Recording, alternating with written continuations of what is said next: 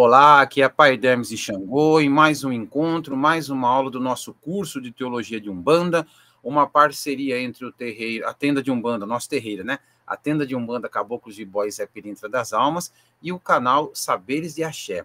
Agradeço a coordenação desse projeto aos meus filhos, pai pequeno Pedro de Ogum, mãe pequena Luísa de Oxum, e este encontro muito especial, eu digo muito especial porque é uma temática tão, infelizmente, mal falada, uma temática mal falada, inclusive dentro, às vezes até, dos terreiros, ou então daqueles que não são propriamente de terreiro, mas circundam os terreiros, que é a nossa linha da esquerda. Uma breve reflexão, cada aula, cada encontro tem meia hora, claro que cada tema extrapola meia hora, mas nós procuramos seguir este padrão para que as pessoas possam acompanhar. E sim, vamos aprofundar. Você faz os seus comentários aqui no vídeo, você coloca suas dúvidas, você coloca suas concordâncias e discordâncias, e nós buscamos, na medida do possível, do nosso tempo também, conversar a respeito. Temos ainda o grupo no WhatsApp para discussões, para troca de material complementar. O link está aqui na descrição. Mas, como algumas pessoas preferem anotar, você pode acessar pelo WhatsApp 19 9970 64603. Antes de falar da linha da esquerda, eu gostaria de retomar algo que foi discutido numa das nossas aulas e que vai reaparecer quando falarmos dos orixás. Há um encontro, uma aula, também dentro do limite de tempo, sobre Exu, tá? Com outros orixás também. E o que eu gostaria de ver algumas pessoas vão dizer, alguns segmentos, algumas casas, Pai Dermes, nós não cultuamos orixá Exu, nós louvamos e trabalhamos com a esquerda. Outras vão dizer, nós cultuamos orixá Exu. Seja cultuado, seja louvado, seja às vezes até negado, infelizmente, o orixá Exu, se eu trabalho com a esquerda, eu trabalho com orixá Exu. As formas variam. As formas variam de segmento para segmento de Umbanda, de casa para casa, e da Umbanda em relação aos cultos de nação, às outras religiões e terreiro. Mas não tem como eu dizer que eu trabalho com o Preto Velho e não trabalho com o Baloaê, ou que eu trabalho com a Ibejada e não tenho a energia dos Ibejis. Pode variar o nome, pode ser o que for. Da mesma forma, se eu trabalho com a esquerda, eu trabalho com Exu. A nossa casa, particularmente, inclusive nas giras, faz a saudação ao Orixá Exu e a toda a esquerda, não é? Não apenas a esquerda, a Orixá Exu. As firmezas aqui na casa, na sede do terreiro, na minha vida pessoal, enfim. Os filhos podem entender de outras formas, eu tenho os filhos que abrem casas e vão também de acordo com os fundamentos de cada casa. Mas eu gostaria de trazer essa reflexão, porque já apareceu em outras aulas, em outros vídeos, e vai reaparecer em outros momentos. A segunda reflexão é sobre este nome, linha da esquerda, que já pressupõe, portanto, a complementaridade à linha da direita, tá? Mas também é muito mal compreendido. Por quê? Porque antes de falar da palavra esquerda, pensemos nos canhotos, né? No passado, eles eram mortos, eram considerados seres do mal, né? Porque a predominância é da mão esquerda e não da direita para fazer as atividades cotidianas, enfim. Então, aquilo acontece, você já olha desde pequenininho, o pai e a mãe tentavam corrigir. Isso ainda acontece em menor número, digamos assim, mas pais e mães que tratam um filho a filha como se fossem errados. Então, preciso, entre aspas, consertar, tá? E antes, há séculos atrás, se eu não, entre aspas, consertasse, meu filho poderia ser morto. É uma situação cruel. Então, veja como o canhoto é visto, é aquele que foge à norma, foge à regra. A palavra esquerda tem muito disso. Se você pensa politicamente, ainda que de forma inconsciente, as pessoas pensam assim de modo geral, sempre de modo geral, né? A direita é o caminho politicamente correto, e a esquerda é a transgressão, logo incorreto. Então a pessoa não estudou, não sabe, não vivencia política, não sabe o que é direita, não sabe o que é esquerda, não sabe o que é extrema direita, o que é extrema esquerda, mistura tudo, se vale do senso comum, é formado, como a gente diz, pela Universidade Unisap, né, pelo WhatsApp, passa uma série de informações sem conferir, cultiva fake news e muitas vezes carrega isso para o terreiro, não só no cotidiano, mas a própria palavra esquerda, porque nós temos, por exemplo, na conformação das cidades, na própria arquitetura, na questão urbana, por exemplo, eu tenho em São Paulo, vamos pensar em São Paulo, tem lá a Catedral da Sé, Rua Direita. A Rua Direita não é necessariamente do lado direito, mas era a rua que mostrava o caminho, porque eu tinha um delineamento que era feito a partir da catedral. Então, a ideia de direito ou de direita passou a ser como algo que é o correto, que é o caminho, e a esquerda é o descaminho. Pensemos em alguns idiomas, como, por exemplo, o italiano. Como é esquerda ou esquerda em italiano? Sinistro, sinistra. Olha o que significa a palavra sinistro e sinistra também. A gente pensa em Stephen King, né? Na obra literária dele, como leitor e professor de literatura, eu preciso puxar a brasa para a sardinha. Nos filmes, etc. e tal. Como é que é em francês esquerdo, esquerda? Gauche. E o que gauche quer dizer também? E mais uma vez eu me valho da literatura, do célebre poema de Sete Faces, de Carlos Drummond de Andrade. Vai, Carlos, ser gauche na vida, diz um verso. Gauche quer dizer atrapalhado. Então vejam que a palavra esquerda, esquerdo, esquerda, além de representar um lado, digamos assim, uma referência espacial, representa também situações que fogem à norma. Tá? Isso é muito interessante ser observado para nós agora tratarmos da esquerda na Umbanda, com o mesmo respeito da direita, a complementaridade. Uma não é melhor que a outra, uma não é certa e a outra errada, são complementares, formas de trabalho que por vezes se combinam, tanto que eu tenho entidades quimbandeiras, e tanto que eu tenho Exus que muitas vezes se manifestam em trabalhos ditos da linha da direita para fazer limpezas específicas, recados específicos e assim sucessivamente. Como eu aprendi com uma mãe de Yansan, seria muito estranho, palavras minhas, adaptando o ensinamento, uma religião que fosse assim, o caboclo vem para limpar e o Exu vem para sujar.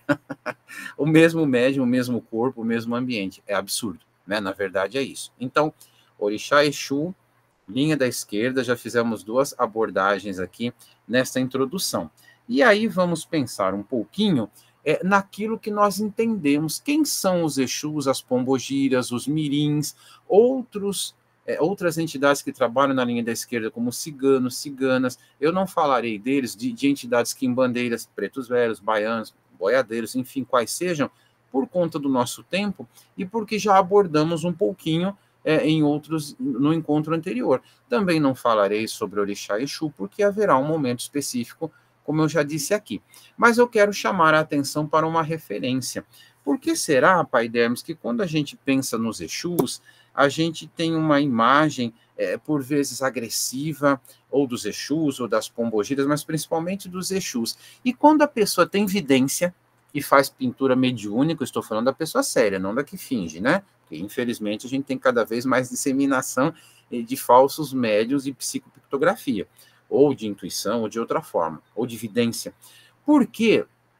Quando tem esse médium que faz a pintura mediúnica, por exemplo, ele vê um ser garboso, com um olhar amável, firme, mais amável, bem vestido, e quando nós temos outras ideias, até na incorporação, ou de outras formas, nós vemos às vezes um ser grotesco, por várias razões. Uma delas, o Exu, quando se apresenta para este retrato, é como se eu fosse fazer a minha foto 3x4.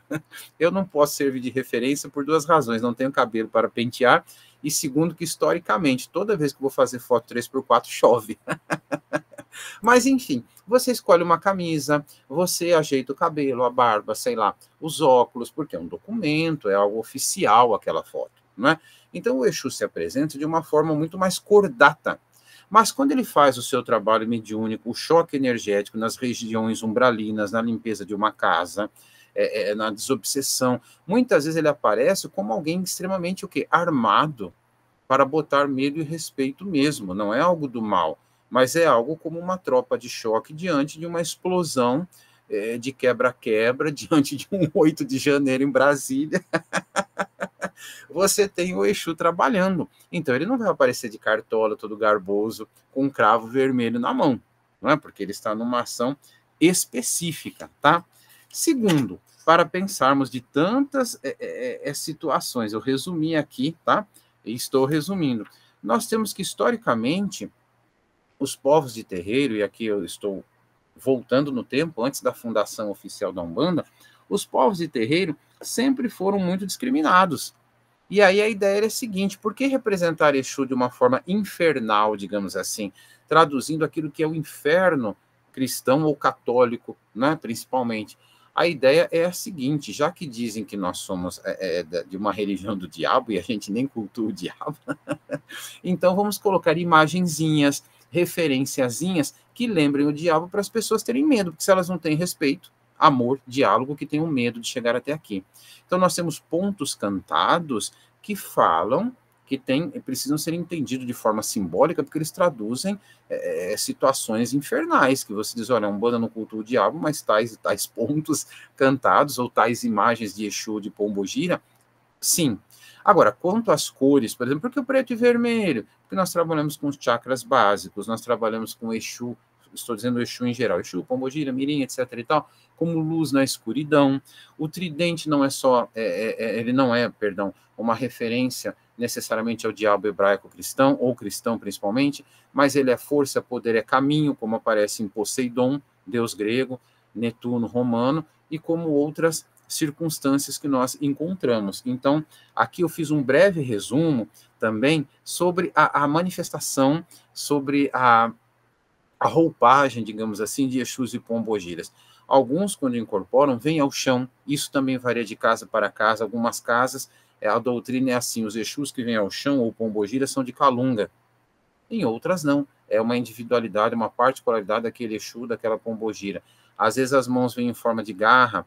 Isso também varia. Não é um teatro no mau sentido, como eu costumo dizer, num terreiro sério. Existe um fundamento daquilo. Há Exus que não falam.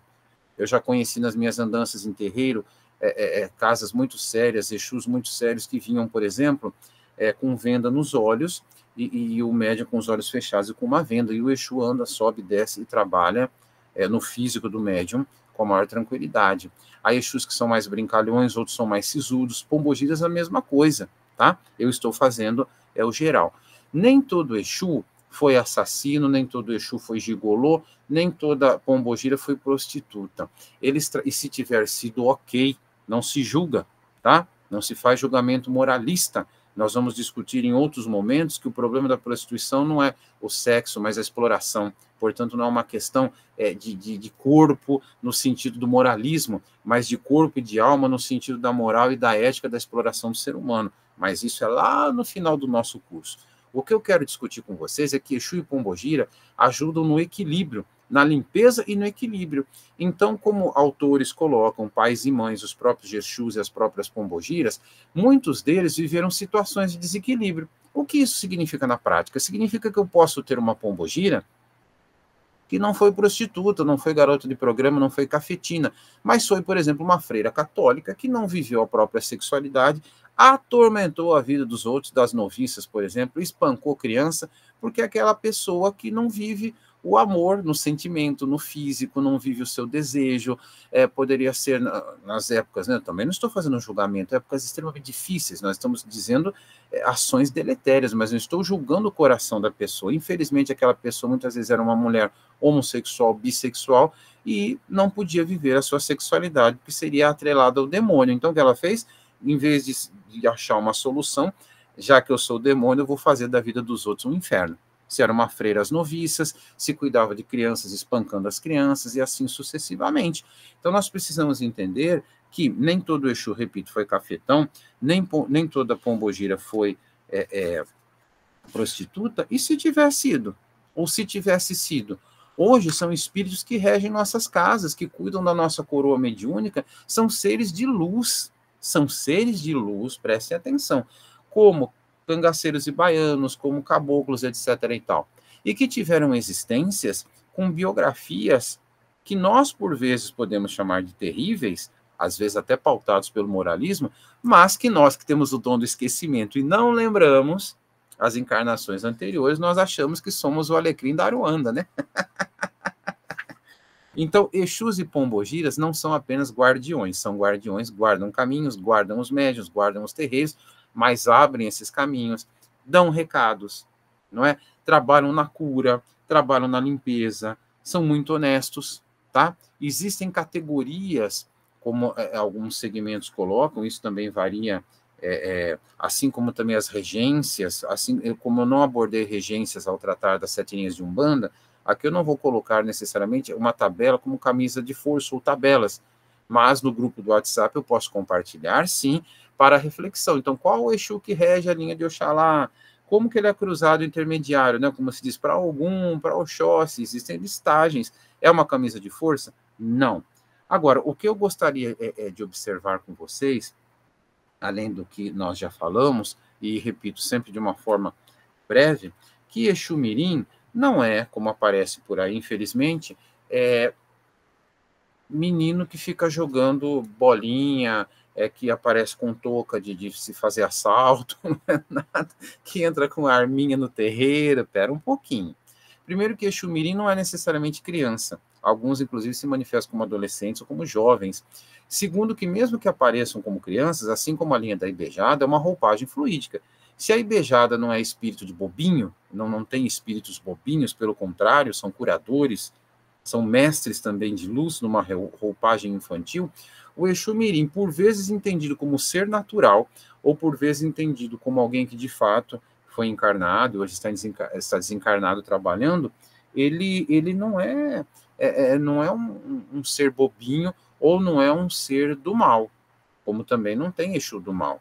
Né? O que nós temos por vezes, como eu dizia há pouco, você tem, numa terminologia que também não é consenso, você tem o chamado Exu pagão, o Exu espadado e o Exu coroado, tá? Dentre tantas nomenclaturas. Ou, se preferir, você tem Exu pagão, Exu batizado, eu vou preferir usar essa aqui que eu acho mais fácil, porque o espadado cria uma 4ª categoria. Exu pagão, Exu batizado e Exu coroado. O Exu pagão, eu não gosto dessa terminologia porque ela é hebraico-cristã. Paganos, pagana, paganum, do latim, significa aquele que é do campo. Mas acaba sendo, né, de muitos séculos para cá, o antônimo de cristão, como se cristão fosse bom e pagão fosse ruim. Mas vou usar a terminologia porque ela é francamente aceita. O Exu pagão é aquele cara, digamos assim, que está meio perdido, para quem a espiritualidade dá uma oportunidade. Olha, você faz um monte de serviços tortos por aí. Você não quer fazer alguns serviços bons aqui para nós também? Porque você é tão bom nesta área. Então ele é incorporado para fazer serviços, evidentemente, para o bem e para a luz, respeitando seu livre-arbítrio. Mas ele ainda está ao léu, ele está solto, ele não tem a contratação, ele não é CLT. Ele é um autônomo que a hora que ele quer ele trabalha para o bem, a hora que ele quer ele trabalha para o mal. Evidentemente, numa casa séria, com médiums sérios, ele vai trabalhar para o bem. O Exu batizado, e aí tem toda essa carga cristã, não cristã, sendo que o pagão é negativo, por isso que, né, não gosto muito da terminologia, dando uma opinião bem pessoal. O Exu batizado, não. É aquele que já recebeu sua formação, já foi incorporado às lides de Umbanda, como nós chamamos, já é um funcionário da casa. Na coroa de um médium, como ele entra para a coroa, se é no nascimento, se é antes, se é ao longo da vida, não estamos discutindo, como também de outras entidades. E de uma casa. Né? E não só trabalhando em relação ao médium e à casa, ele está aí fazendo bem, seguindo ordens, trabalhando como outros guias, tá? Eu não estou falando do Orixá Exu. Então, assim, este é o batizado. Então, pagão, batizado e coroado. Coroado é aquele que já é autônomo, experiente, digamos assim, já é meio sênior na empresa. Desculpe usar essa linguagem corporativa, mas para a gente entender um pouquinho. E assim, a mesma coisa nós podemos pensar com as pombogiras, com as ciganas, etc, etc, etc, e mesmo com chamados guias de direita. Tudo bem até aqui? Bom, com relação ao Exu Mirim, eu queria lembrar, é uma experiência muito positiva. Eu já disse que alguns se apresentam como seres naturais, outros de fato foram encarnados, enfim. Mas o que eu gostaria de ver com vocês é que o Exu Mirim, como ele traz essa ideia do mirim, do pequeno, nós temos também a pombogira mirim, tá? Que se manifesta em algumas casas ou não. Em algumas casas nós temos só o Exu Mirim e nós temos pombogira menina, que é outra situação, outras atuações, outras categorias, porque os Exus estão em todas as áreas de atuação, na mata, na praia, na calunga, na encruzilhada, etc. e tal. Bom, mas como o Exu Mirim, a pombogira mirim nos trazem essa ideia do mirim, que significa pequeno, nós temos muitas vezes esses espíritos funcionando aonde o grande não vai. Então, por exemplo, eu já vi Exu Mirim, eu soube Exu Mirim que ensina as pessoas a manterem os guarda-roupas alinhados, arrumados, tirando o excesso e doando. Ou se a pessoa quiser vender, sei lá.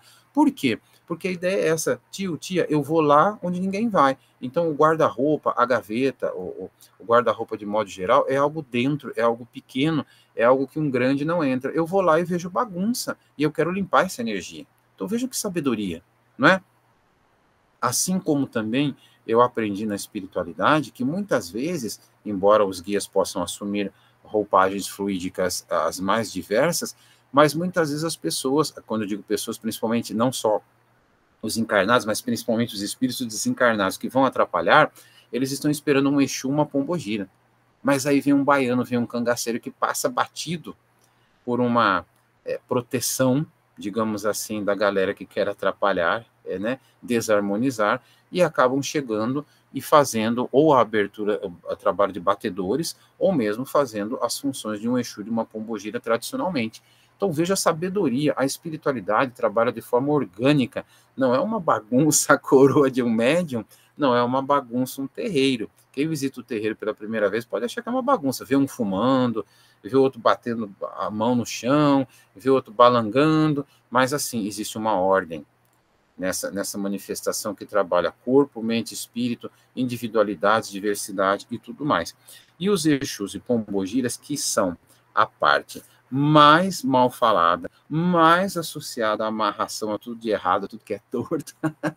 E hoje, abrindo parênteses para encerrar este encontro, além de eu ter escrito um pouco ou bastante sobre isso, e um pouco sobre a questão, infelizmente, mercadológica, a que Exu é reduzido, a minha tese de doutorado, a ser defendida em junho de 2025, dependendo da época em que você assistir este vídeo, já terá sido defendido ou não, na área de comunicação, é sobre exatamente o uso nas mídias terciárias, principalmente na internet, de Exu, para se venderem o quê? Para se vender bens, para se venderem bens, venderem produtos, sobretudo no chamado mercado religioso.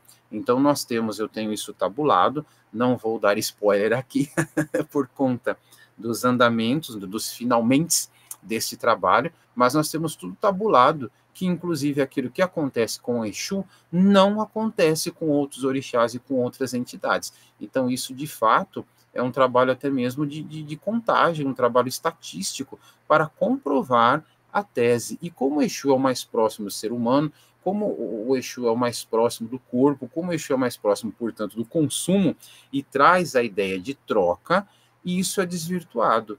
Também nas minhas caminhadas mundo afora, eu tenho ouvido muito pessoas que são que têm posturas extremamente neoliberais com relação a consumo, a aquisição de bens, não tratar de Exu como aquele que traz a prosperidade não apenas material, tratamos disso em relação aos ciganos na aula anterior, mas também no material, e sim Exu usado para justificar posturas neoliberais meritocráticas sob a famosa frase: a Exu é energia de troca. Exu é energia de troca, mas não, meu amigo, não, minha amiga, no sentido que você está falando, ok? O que eu gostaria de sugerir como leitura, quem tiver interesse, o meu livro Exu e a Teologia do Desalinho, publicado há alguns anos pela editora Namastê Metanoia, ela tem 2 linhas, essa editora, sediada no Rio de Janeiro, e neste livro, que também é uma palestra que eu faço a convite em terreiros, escolas, eu trato dessa questão. E na tese, de uma forma específica, com recorte específico, com objeto específico, com tabulações, portanto, uma linguagem muito mais fundamentada numa observação mais científica, com critérios mais científicos do que quando eu fiz o livro como um religioso de terreiro, como um escritor, um bandista e candomblessista, dissertando sobre matemática, não de uma forma aleatória, mas com um viés, evidentemente, que não é o mesmo da academia. Eles se complementam, são 2 saberes que, para mim, estão super tranquilos para aproveitar a imagem, assim como a esquerda complementa a direita e a direita a esquerda e vice-versa. Espero que todos tenham visto este encontro, esta aula, como dissemos desde a primeira, como uma semente plantada que se abre para o diálogo e o respeito à diversidade, para a discussão saborosa e não para quebrar a cara um do outro, porque não é o objetivo. O Exu é aquele que faz na tradição afro, na tradição iorubá, que veio para nós, transplantado para as Américas, né? É o que faz o erro virar acerto e o acerto virar o erro. Quando tratarmos do orixá Exu, vamos evocar bem este aspecto da transmutação.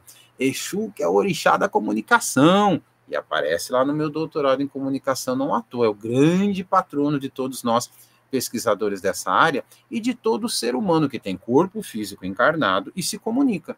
E não bastasse isso também, no plano sem o corpo físico, Exu está ali abrindo os caminhos, nos indicando que as encruzilhadas são espaços de escolhas, espaços de decisões e espaços, portanto, também de pluralidade e de respeito à diversidade, além, claro, da individualidade.